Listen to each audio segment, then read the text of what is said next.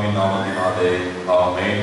ஆண்டவர் கொடுத்திருக்கிற மாதத்தின் முதல் நாள் ஆராதனை வேலைக்காக ஆண்டுடைய சந்தத்தில் நம்மையும் நம்முடைய ஆராதனை ஒப்புக் கொடுத்து ஆராதனை ஆராதனைக்காக நாம் ஜெபம் செய்வோம்.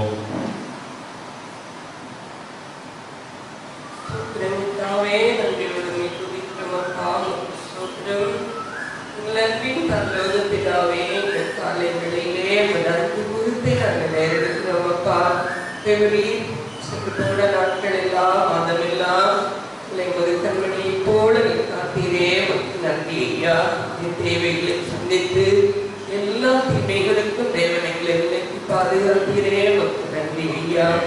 இப்படிமாய் ஒரு புதிய நாளையும் ஒரு புதிய மாதத்தையும் நாங்கள் தொடங்க தெய்வம் எங்களுக்கு பாராட்டின எல்லா விதமான கிருபைகளுக்காக நாங்கள் நமக்கு நன்றி செலுத்துகிறோம் அப்பா. இந்த நாளில் எங்களுக்கு ஆசீர்வதிப்பீராக, இந்த மாதத்தையும் எங்களுக்கு ஆசீர்வதிப்பீராக சாமி. சமூகம் எங்களுக்கு முன்பதாக கடந்து செல்லட்டும் அப்பா. உடலான எல்லாவற்றையும் கட்ட சேவையாக்குவீராக. நன்மையும் கிருபையும் எங்களை தொடர்ந்து வரட்டும் அப்பா. மாதம் முழுவதும் கர்த்தாவே ஸ்தோத்திரம். நாங்களும் கூட எல்லா நேரத்திலும் எல்லா சூழ்நிலையிலும் நேசித்து நாங்கள் ஜீவிக்கு உதவி செய்வீராக. திருச்சபையை ஆசீர்வதிப்பீராக சாமி. திருச்சபை மக்களை கர்த்தர் ஒவ்வொருவரையும் கர்த்தர் ஆசீர்வதிப்பீராக. கடந்து வந்த மக்களுக்காக நாங்கள் நன்றி செலுத்துகிறோம் அப்பா. கர்த்தாவே தடைப்பட்ட மக்கள் ஒவ்வொருவரையும் கர்த்தரை கொண்டு வருவீராக. எல்லாருக்கும் இந்த மாதம் ஆசீர்வாதமாய் இருக்கட்டும் அப்பா. ஒவ்வொருவரையும் தனித்தனியாய் பெற்றீராக ஆசீர்வதிப்பீராக.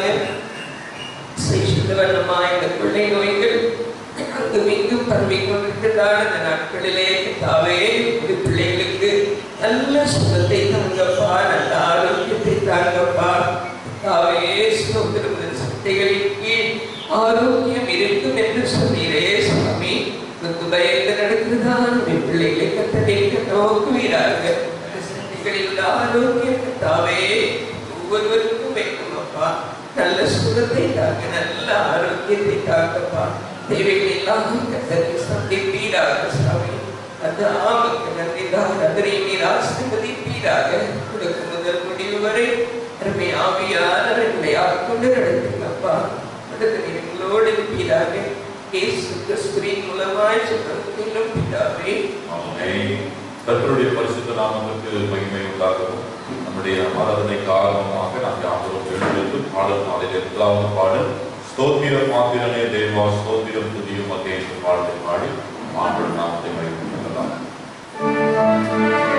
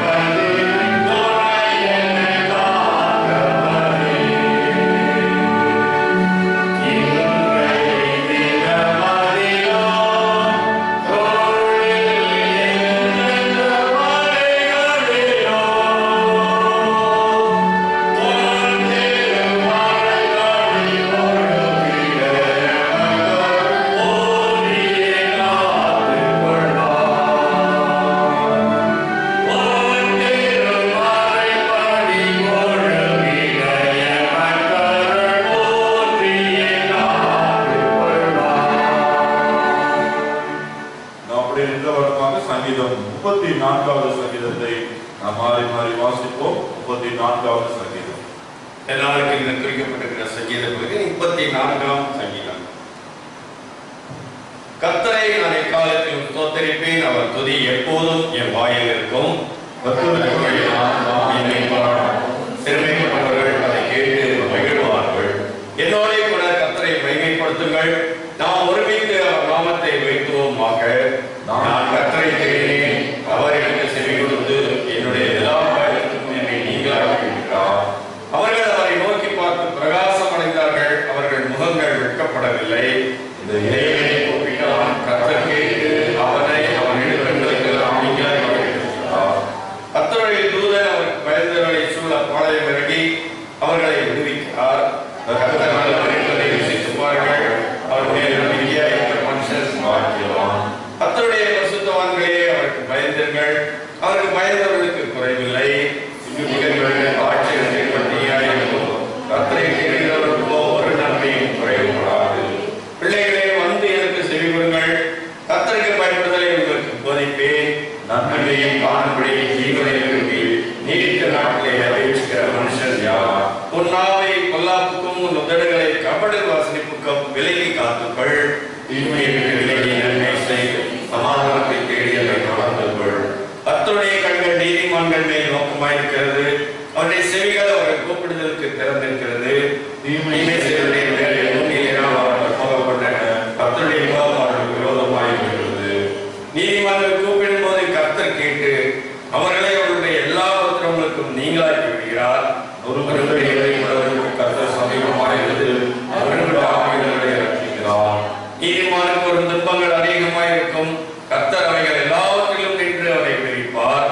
அவருடைய எலும்புகளை எல்லாம் காப்பாற்றுகிறார், அவைகளை ஒன்றும் முடிக்கப்படுவதில்லை. தீமை துன்மார்க்கனை கொல்லும், நீதிமானை பகைக்கிறவர்கள் குற்றவாளிகள் ஆவார்கள்.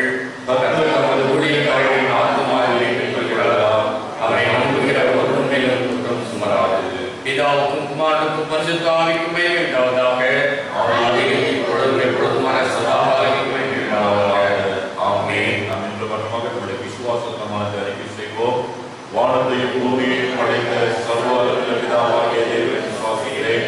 அவருடைய குமாரனாகிய நம்முடைய இயேசு கிறிஸ்துவை விசுவாசிக்கிறேன். அவர் பரிசுத்த ஆவியினாலே கன்னிமரியாளுக்கு உற்பத்தி பிறந்தார். புதுப்பிலாவின் காலத்தில் பாடுபட்டு சிலுவையாகி மரித்து அடக்கப்பட்டு பாதவருக்கு இறங்கினார். 3ஆம் நாள் உயிரோடு எழுந்தருளினார். மறுமலர்ச்சி ஏறி சர்வ வல்லமையுள்ள பிதாவாகிய தேவனோடு வாசத்தில் வைத்திருக்கிறார். அவளது மருத்துவரை நியாயத்திற்கு வருவார். பரிசுத்த ஆவியான விசுவாசிக்கிறேன். பொதுவாக பரிசுத்த சபையும் சரியாக வைத்திருக்கிறோம். இயற்கை ஜீவனும் சேர்த்து விசுவாசிக்கிறேன். ஆமென். உட்கார்வோம். ஒரு வேதத்தை வாசிக்க கேட்போம். வாசிக்கும்படியாக தெரிந்து கொள்ளப்பட்ட வேத பாடம் பரிசுத்த மத்தேயு எழுதின சுவிசேஷம் 10ஆம் அதிகாரம் வசனங்கள் 22 31 முடிய. பரிசுத்த மத்தேயு 10ஆம் அதிகாரம் வசனங்கள் 22 31 முடிய. என் நாமத்தின் நிமித்தம் நீங்கள் எல்லாராலும் பகைக்கப்படுவீர்கள், முடிவு பரியந்தம் நிலைத்திருப்பவனே ரட்சிக்கப்படுவான். ஒரு பட்டணத்தில் உங்களை துன்பப்படுத்தினால் மறு பட்டணத்திற்கு ஓடி போங்கள்.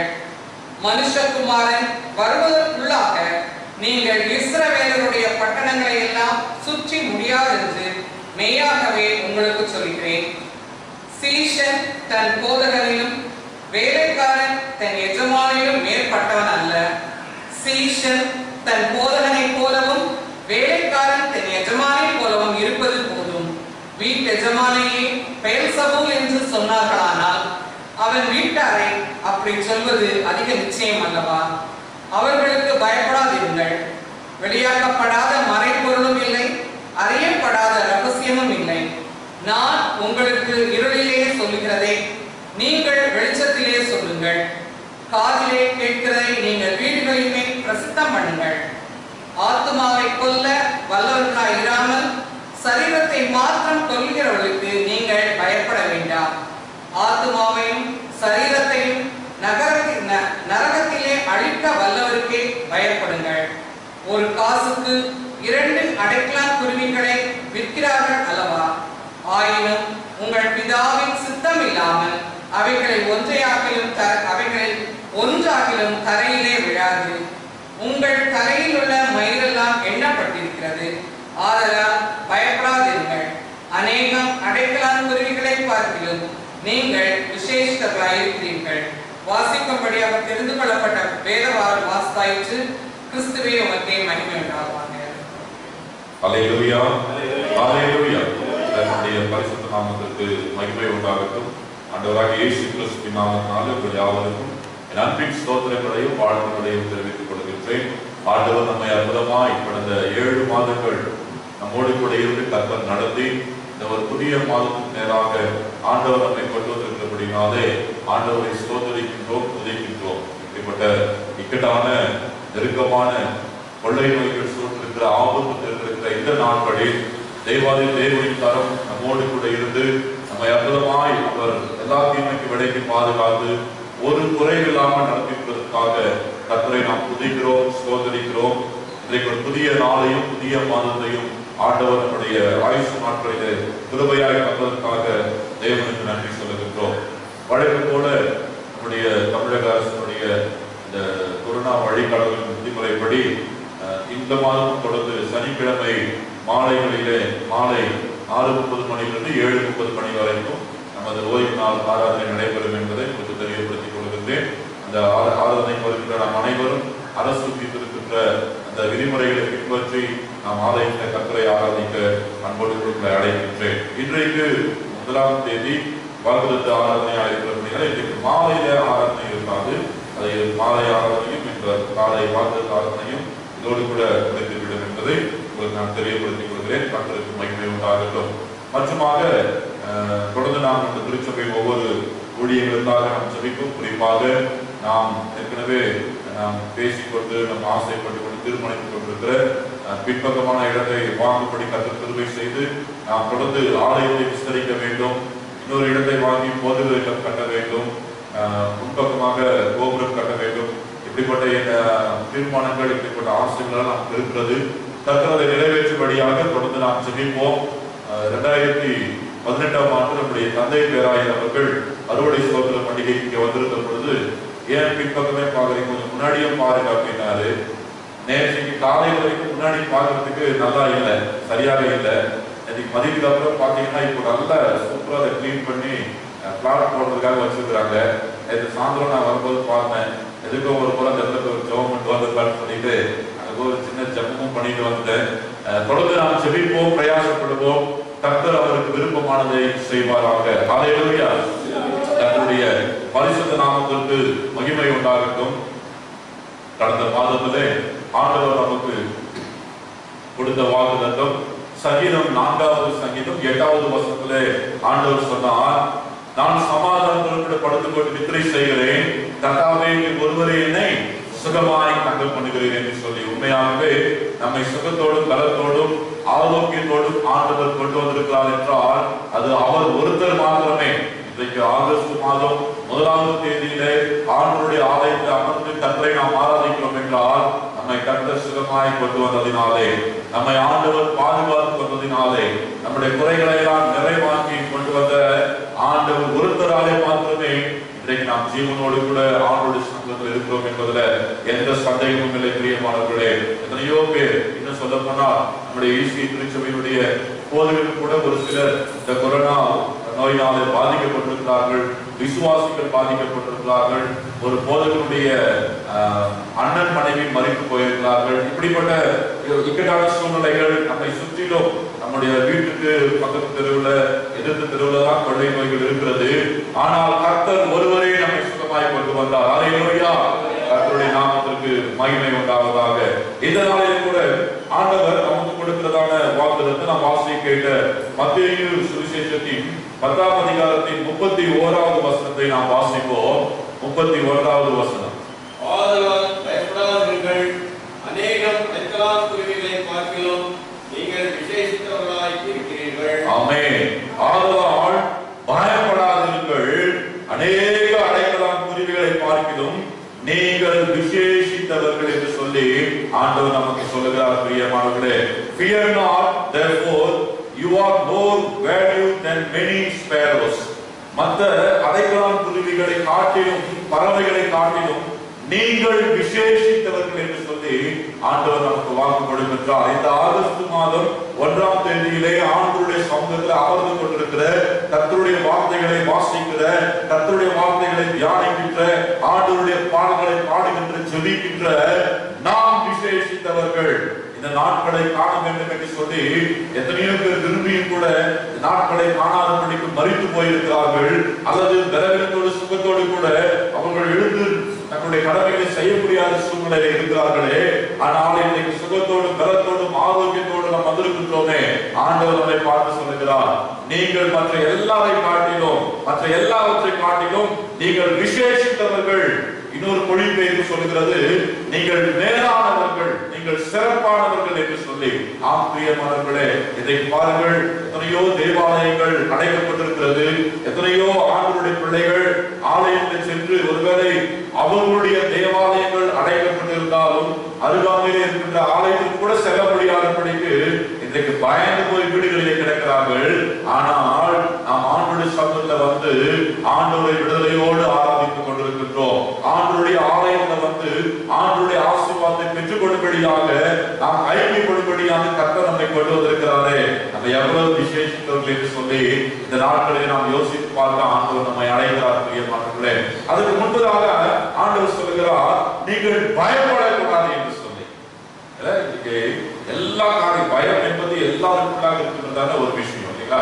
காமனா எல்லாருக்குள்ள பொதுவாகவே பயம் என்கிறதான விஷயம் இருக்கிறது. அது ஒவ்வொருத்தருக்கும் ஒவ்வொரு விதத்துல அது செயல்படுகிறது, ஒவ்வொரு விதமான பயம்.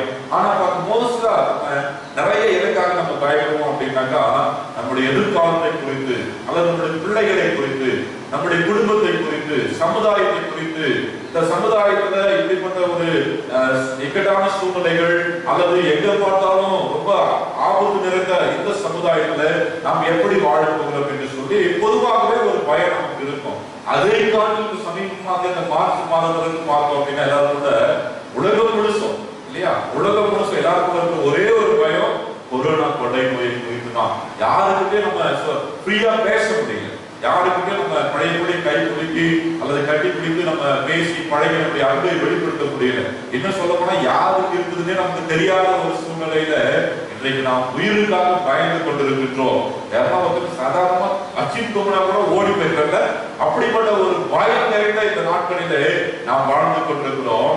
நம்மளை பார்த்து யாரும் பண்றதில்ல, பயப்பாதைங்க அதிகமா சொல்றது கிடையாது. கைகளை நல்லா சோப் போட்டு கழுவுங்க, முகத்துல மாஸ்க் போடுங்க, சமூக இடைவெளி விட்டு நில்லுங்க, இப்படிதான் நம்மை பயப்படுத்துவதாக வார்த்தைகளை சொல்லுகிறார்கள் தவிர பயப்படாதீங்க இதெல்லாம் ஒண்ணுமே இல்லை அப்படின்னு சொல்லி யாருமே சொல்றது இல்லை. ஆனால் ஆண்டவருடைய வார்த்தை சொல்லுகிறது, நீங்கள் பயப்படாதீர்கள், இவைகள் எல்லாம் ஒன்றுமே கிடையாது. அல்லேலூயா. ஆண்டவராகிய இயேசு கிறிஸ்து நம்முடைய சீடர்களை அவர் தெரிந்து கொள்கிறார். அவர்கிட்ட அவரிடத்துல நிறைய பேர் கொண்டமாய் அவர் பின் சென்று கொண்டிருந்தார்கள், அவரோடு கூட இருந்தார்கள். ஆனால் நம்மோடு கூட இருக்கவும் நம்முடைய ஊழியத்தை செய்யவும் அன்றைக்குதான் ஆண்டவர் ஒரு 12 பேரை தெரிந்து கொள்கின்றார். அந்த 12 பேரை தெரிந்து கொண்டு அவர்களுடைய பெயரெல்லாம் அந்த 10ஆம் அதிகாரத்துல 1வது வசனங்களிலிருந்து சொல்லப்பட்டிருக்கிறது. அவர்களை தெரிந்து கொண்டு அவர்களுக்கு சில அதிகாரங்களை, அத்தாரிட்டி, சில வல்லமைகளை ஆண்டவர் கொடுத்து அனுப்புகிறார். நீங்கள் புறப்பட்டு போங்கள், போய் சுவிசேஷத்தை பிரசங்கிங்கள், வியாதியுள்ளவர்களை சுகமாக்குங்கள், பேய் பிசாசு பிடித்தவர்களை பிசாசு விரட்டுங்கள், இன்னும் சொல்ல போனா செத்து போனவர்களை, மறித்து போனவர்களை கூட உயிரோடு கூட எழுப்புங்கள் என்று சொல்லி அவர்களுக்கு அதிகாரத்தை, வல்லமையை கொடுத்து ஆண்டவர் அனுப்புகின்றார். அவர்கள் போகிற பொழுது அவர்கள் ஆண்டவருடைய வார்த்தைகளை சுமந்து கொண்டு போகிற பொழுது அவர்கள் எப்படி செல்ல வேண்டும், அவர்களுக்கு முதலாவது அதிகாரங்களை கொடுக்கின்றார், வல்லமையை கொடுக்கின்றார். அதற்கு பிறகு அவர்கள் எப்படி அந்த இடங்களுக்கு செல்ல வேண்டும், திரும்பி எப்படி வர வேண்டும் என்று சொல்லி எல்லாம் ஒரு ஆலோசனையை ஆண்டவர் நமக்கு கொடுத்து வருகின்றார். அப்படி சொல்லுகின்ற பொழுதுதான் ஆடுகளுக்குள்ளே ஓநாய்களுக்குள்ளே ஆடுகளை அனுப்புவது போல நான் உங்களை அனுப்புகிறேன். நீங்க போய் இந்த வார்த்தையை சொல்லுகிற பொழுது உங்களை யாரும் ரெட் கார்பெட் போட்டு வெல்கம் பண்ண மாட்டாங்க. உங்களை அடிப்பாங்க, உதயமாங்க, உங்களை தேவாலயத்தை வச்சு அடிப்பாங்க, உங்களை நீதிமன்றத்துக்கு முன்பதாக கொண்டு போவாங்க. அப்படின்னா ஆண்டவர் சில காரியங்களை சொல்லிக் கொண்டு வருகிற பொழுது ஆண்டவர் இறுதியாக வருகிற பொழுது சொல்லுகிறார், ஒன்றுக்கு நீங்க என்ன பண்ணாதீங்க, பயப்படாதீங்க. இதெல்லாம் உங்க ஒண்ணுமே பண்ண முடியாது. அல்லேலூயா. அந்த மனுஷனுடைய தீமையான எண்ணங்களோ பிசாசின் தந்திரங்களோ அல்லது வேற எந்த விதமான உலகத்தினுடைய காரியங்களோ உங்களை ஒன்றும் செய்யாது. நீங்கள் பயப்படாதீர்கள், ஏனென்றால் நீங்கள் விசேஷித்தவர்கள். அல்லேலூயா. வேதவசனம் தெளிவாக சொல்கிறது பிரியமானவர்களே.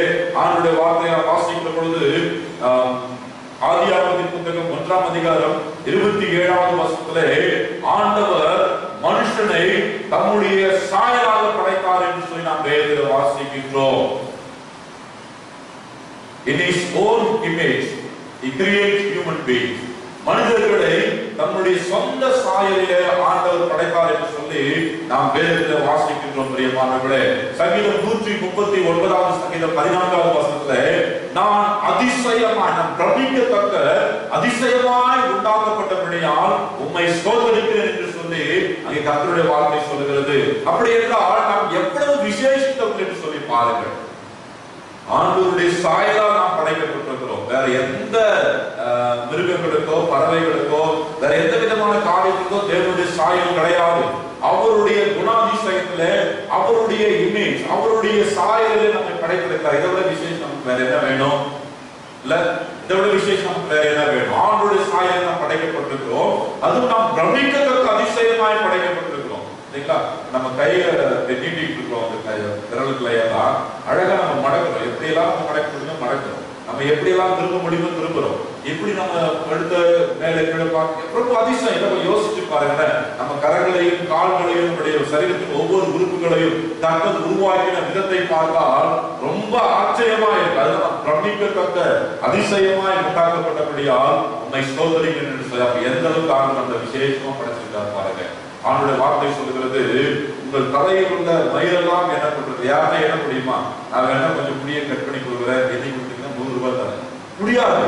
ஆண்டவருடைய வார்த்தை சொல்லுகிறது, உங்கள் தலையில் உள்ள மயிரெல்லாம் எண்ணப்பட்டிருக்கிறார். அந்த அளவுக்கு ஆண்டவர் நம் மீது கவனமாக இருக்கிறார். அந்த அளவுக்கு ஆண்டவர் நம்மை விசாரிக்கிறவராக இருக்கிறார். அந்த அளவுக்கு ஆண்டவர் நம்மை பார்த்து கொண்டு இருக்கின்றார். வேதவசனம் சொல்லுகிறது, அவருடைய உள்ளங்கையை நம்மை வரைந்து வைத்து நம்மை எப்பொழுதுமே அவர் பார்த்து கொண்டிருக்கிறார். நம்முடைய மதுக்கள் எல்லாம் அவருக்கு முன்பதாக இருக்கிறது என்று சொல்லி ஆண்டுடைய வார்த்தை சொல்லுகிறது. என்னுடைய கரத்திலிருந்து யாரும் உங்களை பறிக்க முடியாது என்று சொல்லி ஆண்டுடைய வார்த்தை சொல்லுகிறது. பிரியமானவர்களே, அவர் எந்த அளவுக்கு கர்த்தர் நம்மை விசேஷித்தவர்களாய், மேலானவர்களாய், சிறப்பானவர்களாய் படைத்திருக்கிறார் என்று சொல்லி பாருங்கள். அதனால கொள்ளை நோயை குறித்தோ அல்லது மனுஷர்களுடைய தீமையான எண்ணங்களை குறித்தோ பிசாசின் தந்திரங்களை குறித்தோ பயப்படாதீர்கள். ஏனென்றால் நாம் விசேஷித்தவர்கள், நாம் மேலானவர்கள், நாம் சிறப்பானவர்கள். அல்லேலூயா. கர்த்தருடைய வார்த்தை அதைதான் நமக்கு சொல்லுகிறது பிரியமானவர்களே. அதுல ஆண்டவர் ஒரு உதாரணத்துக்காக அங்கே சொல்லுகின்றார், ஒரு காசுக்கு 2 அடைக்கலான் குருவிகளை விற்றார்கள் அல்லவா? ஆயினும் உங்கள் பிதாவின் சித்தமல்லாமல் அவைகளில் ஒன்றாகிலும் கரையிலே விடாது.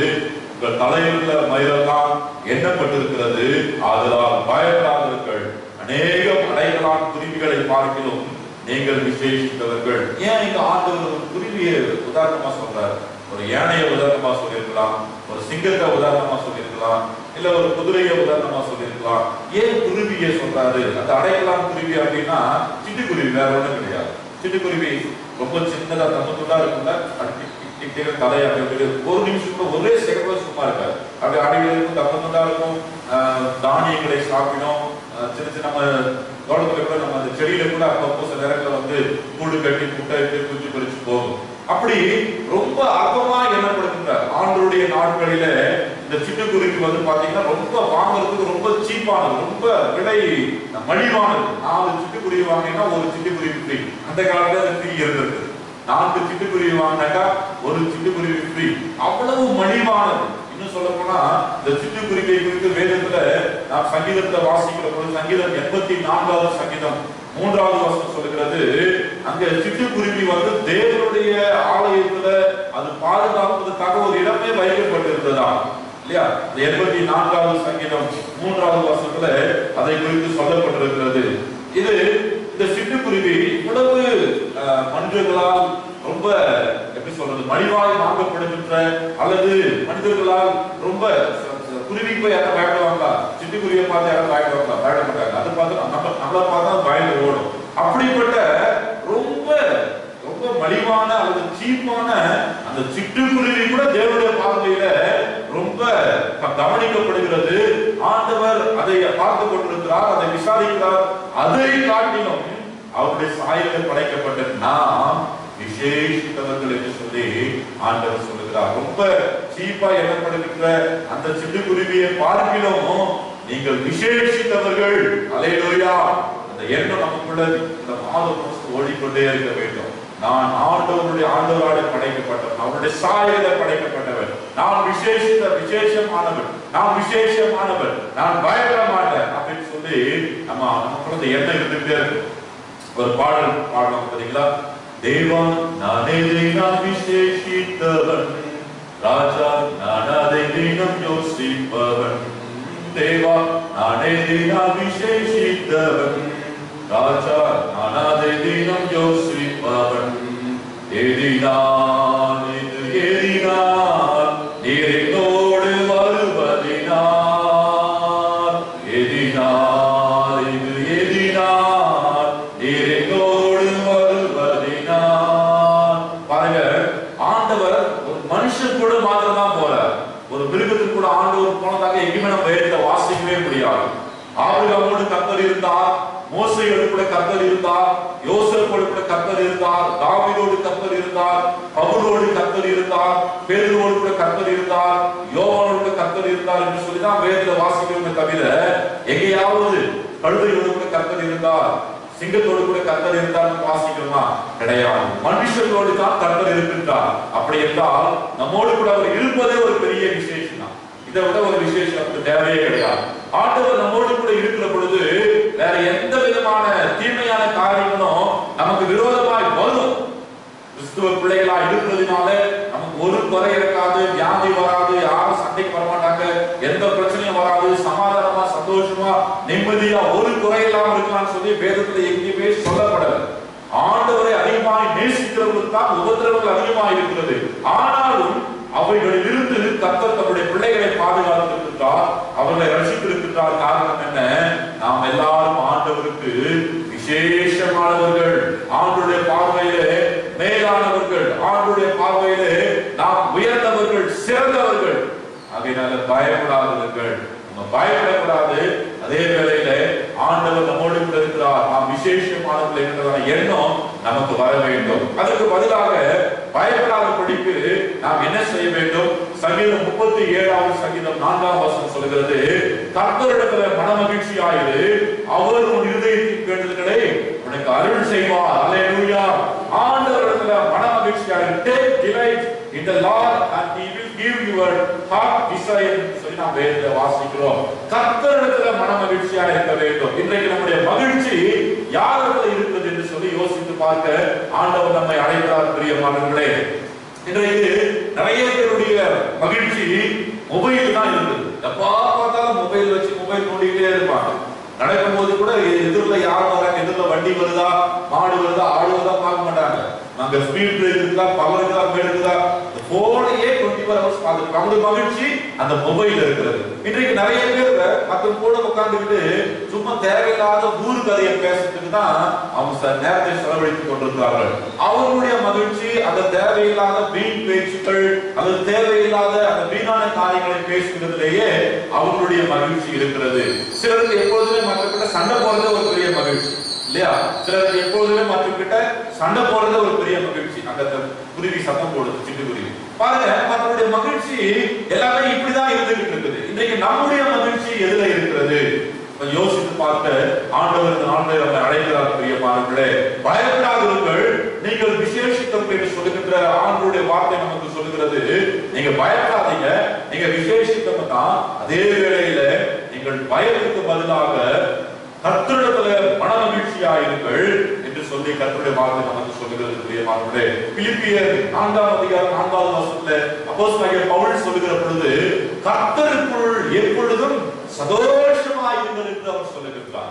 நிறைவானாலும் குறைவானாலும், வாழ்வானாலும் சாவானாலும், எந்த சிருஷ்டியானாலும் கர்த்தருக்குள்ள எப்பொழுது நாம் சந்தோஷமாய் இருக்க வேண்டும் என்று சொல்லி கர்த்தருடைய வார்த்தை நமக்கு சொல்லுகிறது பிரியமானவர்களே. காரணம் என்னவென்றால் நாம் விசேஷித்தவர்கள், நமக்கு எதை குறித்தோ பயம் கிடையாது.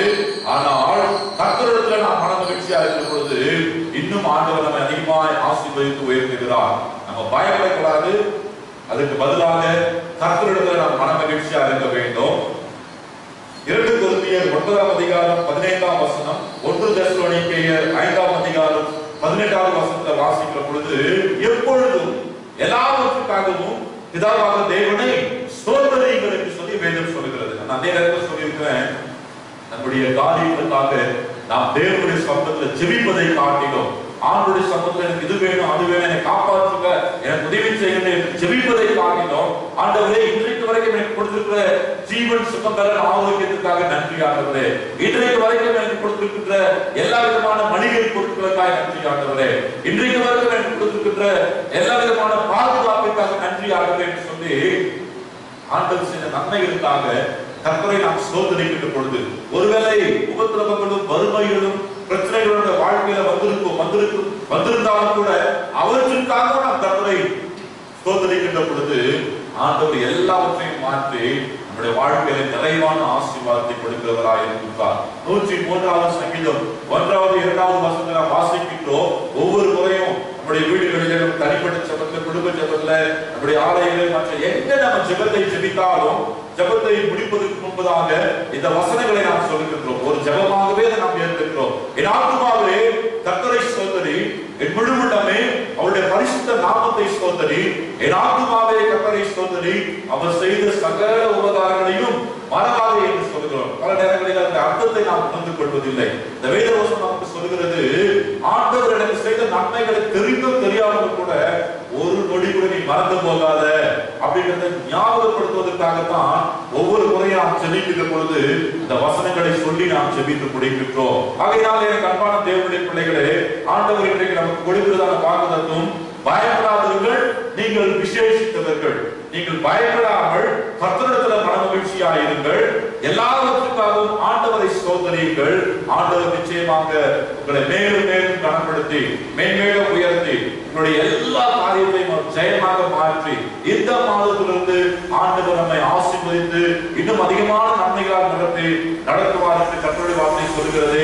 நாம் பயப்படாதபடிக்கு கர்த்தரிடத்தில் மன மகிழ்ச்சியாயிருப்போம், எல்லாவற்றுக்காக கர்த்தரை ஸ்தோத்திரிப்போம், ஆண்டவர் கொடுக்கின்ற மேலான ஆசீர்வாதங்களை பெற்றுக் கொள்வோம். கர்த்தர் தாமே இந்த வார்த்தைகளை நமக்கு ஆசீர்வாதம் கொடுப்பாராக. ஆமென்.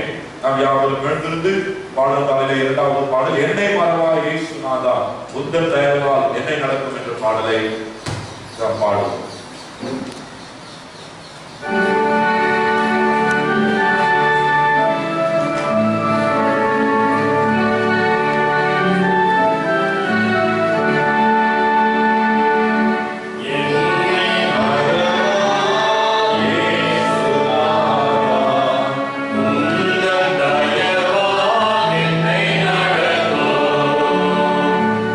என்னை மறவா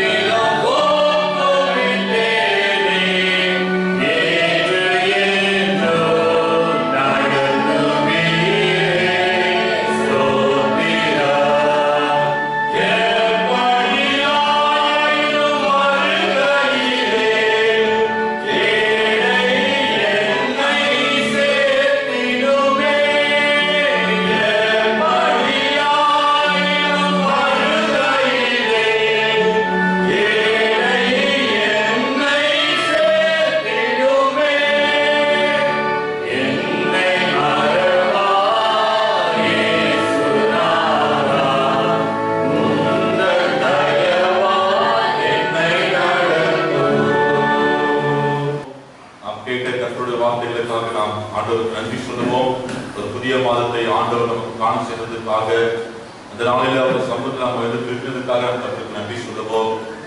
கடந்த நாட்களிலே நேற்று தினத்தில் 11ஆம் வகுப்பு பொது தேர்வுடைய தேர்ச்சி வந்தது. நம்முடைய ஆலயத்தில் தேர்வு 6 பிள்ளைகளிலே 5 பிள்ளைகள் தேர்ச்சி பெற்றதற்காக நாம் கர்த்தருக்கு நன்றி சொல்லுவோம். தொடர்ந்து கர்த்தர் நம்முடைய பிள்ளைகளை ஆசீர்வதிக்கும்படியாக ஆண்டுடைய கர்த்தரை ஒப்புக்கொடுத்து சிந்திக்கலாம். எங்களை கிருபையாய் நேசிக்கிற நல்ல பிதாவே, நாங்கள் உம்மை துதிக்கிறோம், ஸ்தோத்திரிக்கிறோம், மகிமைப்படுத்துகிறோம். வல்லமையுள்ளவர், மகிமையான காரியத்தை எங்கள் வாழ்க்கையிலே கடந்த 7 மாதங்கள் முழுவதுமாய் செய்தீரே. உமக்கு கோடி ஸ்தோத்திரங்களை நாங்கள் உம்மை துதிக்கிறோம் அப்பா. அடுத்த 7 மாதங்கள் வரைக்குமாக இந்த 2020ஆம் வருடத்தை நாங்கள் ஆரம்பித்தோம். எங்கள் தேவாதி தேவனின் தரம் எங்களோடு கூட இருந்து ஒவ்வொரு மாதத்திலேயும் எங்களுக்கு வருகின்ற வந்த எல்லா பிரச்சனைகள், போராட்டங்கள், உபதிரவங்கள், குறிப்பாக கொரோனா கொள்ளை நோய்களிலிருந்து அன்றைய தாங்கி ஏந்தி பலப்படுத்தி தப்பிவிட்டு பாதுகாத்து இன்றைக்கு ஆண்டவரே இந்த 8வது மாதத்தை காண செய்த உடைய மேலான கிருபைக்காக, இரக்கத்திற்காக நாங்கள் உம்மை துதிக்கிறோம், ஸ்தோத்திரிக்கிறோம், மகிமைப்படுத்துகிறோம் ஐயா. சமாதானத்தோடு கூட படுத்துக் கொண்டு நித்திரை செய்கிறேன் கர்த்தாவே, நீர் ஒருவரே என்னை சுகமாய் தங்க பண்ணுவீர் என்று எங்களுக்கு கடந்த மாதத்துல வாக்கு பண்ணின தெய்வம் எங்களை அப்படியாய் சுகமாய் படுத்து நித்திரை செய்யவும் அன்றைய சுகமாய் எங்களை தாங்க பண்ணினீரே. அதற்காக நாங்கள் துதிக்கிறோம், ஸ்தோத்திரிக்கிறோம், மகிமைப்படுத்துகிறோம் ஐயா. எங்களை அப்படியே அழகாக இந்த 8வது மாதத்துல அந்த ஆண்டவர் கொண்டு வந்த கிருபைகளுக்காக நன்றி சொல்லுகிறோம் அப்பா. நாங்கள் அல்ல, எங்கள் பலன் அல்ல, எங்களுடைய நோய் எதிர்ப்பு சக்தி அல்ல, ஆண்டவர் எங்கள் மீது வைத்திருக்கிற பாசமும் ஆண்டவர் எங்கள் மீது வைத்திருக்கிற அன்பு மாத்திரமே எங்களை இந்த புதிய மாதமேராய் கொண்டு வந்திருக்கிறது சுவாமி. அதற்காக நன்றி சொல்லுகிறோம். நாங்கள் கேட்கிற வார்த்தைகளுக்காக நன்றி சொல்லுகிறோம் அப்பா. நாங்கள் விசேஷித்தவர்கள் ஐயா, நாங்கள் மேன்மையானவர்கள், நாங்கள் சிறப்பானவர்கள் அப்பா. அதற்காக நாங்கள் உம்மை துதிக்கிறோம். நீங்க சொல்றீங்க சுவாமி, அந்த மனுஷன் எங்களை பார்த்து சொல்றது ஆண்டவரே, மனுஷனுடைய வார்த்தை அல்ல, நீர் சொன்னீருடைய வாயினாலே நீங்கள் விசேஷித்தவர்கள் என்று சொல்லி அதற்காக நாங்கள் உம்மை துதிக்கிறோம். நீங்க பயப்படாதீங்க, எதை பார்த்து பயப்படாதீங்க, எதை கண்டு நீங்க பயப்படாதீங்க, என்ன வந்தாலும் பயப்படாதீங்க.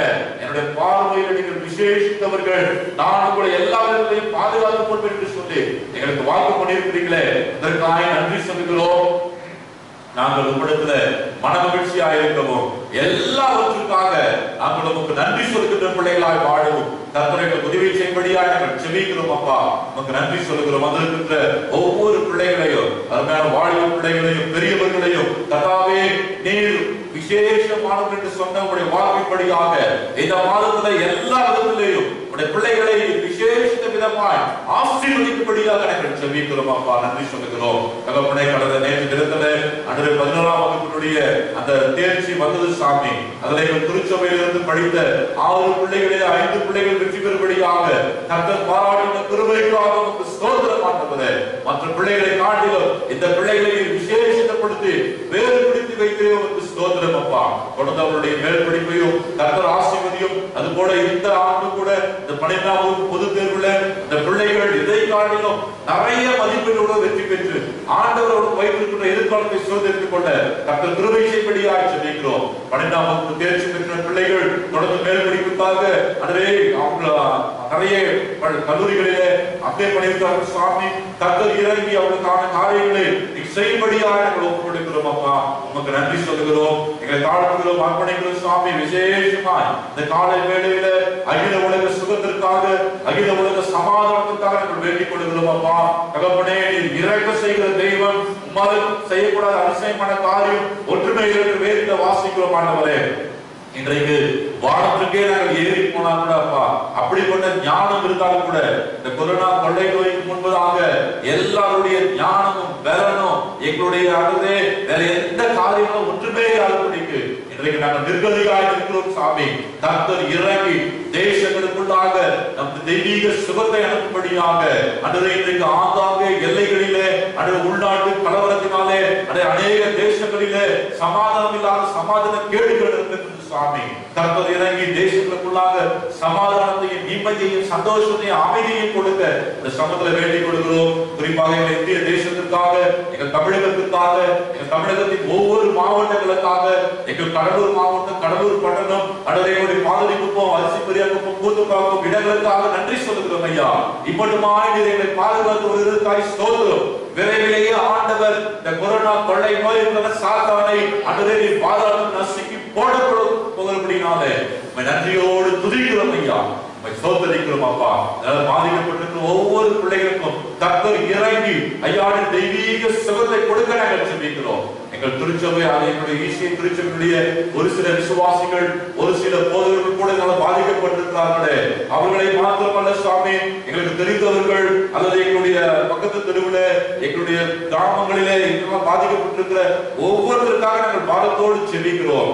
ஆண்டவரே, எங்களை சுகமாய் தங்கப்படுகிற கர்த்தாவே, எங்களை சுகமாய் வாழ வைக்கிற தெய்வமே, எங்களை இந்த கொள்ளை நோய்களிலிருந்து பாதுகாக்கிறவரே, என் மக்கள் ஒவ்வொருத்தரையும் அப்படியாய் பாதுகாக்க நாங்கள் வேண்டிக் கொள்கிறோம் சுவாமி. தாழ்வுகிறோம், அர்ப்பணிக்கிறோம் ஐயா. கொடுத்திருக்கிற காணிக்கைக்காய் ஸ்தோத்திரம். உடைய ஊழியத்துல பயன்படுகிற பொழுது வரக்கூடிய எல்லா நன்மைகளும் ஆத்ம ஆதாயங்களும் ஆசீர்வாதங்களும் உடைய பிள்ளைகள் ஒவ்வொருத்தருடைய கரங்களின் பிரிவுகளில் வந்து படிக்க நாங்கள் ஜெபிக்கிறோம். இந்த மாதம் முழுவதும் எங்களோடு கூட வாரும். நாங்கள் எதற்கும் பயப்படாதபடி நாங்கள் விசேஷமானவர்கள் என்ற நினைப்போடு கூட உம்மிடத்துல மனமகிழ்ச்சியா இருக்கவும், உமக்கு எல்லா நேரத்திலையும் நன்றி சொல்கிற பிள்ளைகளா இருக்கவும், அதனால் கர்த்தர் கொடுக்கிற நிறைவான ஆசீர்வாதத்தை பெற்றுக்கொள்ள நீர் எங்களுக்கு கிருபை தருவீராக. எங்களை தாழ்வுகிறோம், அர்ப்பணிக்கிறோம். தொடர்ந்து மகிமைப்படும் இயேசு ரட்சகர் மூலமாய் தாழ்மையோடு ஜெபிக்கிறோம் எங்கள் நல்ல பிதாவே, ஆமென். நம்முடைய கர்த்தராகிய இயேசு கிறிஸ்துவின் கிருபை, பிதாவாகிய தெய்வத்தின் அன்பு, பரிசுத்த ஆவியாருடைய ஐக்கியம், சமாதானம், அழைப்பு, பாதுகாப்பு, சுகபலன், ஆரோக்கியம் நம் அனைவரோடு கூட ஆண்டவருடைய வருகை மட்டும் காத்து நடத்துவதாக. ஆமென். என் ஆத்துமாவே கர்த்தரை ஸ்தோத்திரி, இப்படி உலகின் பரிசுத்த நாமத்தை ஸ்தோத்திரி. என் ஆத்துமாவே கர்த்தரை ஸ்தோத்திரி, அவர் செய்த சகல உபகாரங்களை மறவாதே. ஆமென். கர்த்தர் உங்களோடு இருப்பாராக. சமாதானத்தோட போக கடப்போம் கர்த்தருடைய நாமத்தினாலே. ஆமென். ஹல்லேலூயா, ஹல்லேலூயா, ஹல்லேலூயா.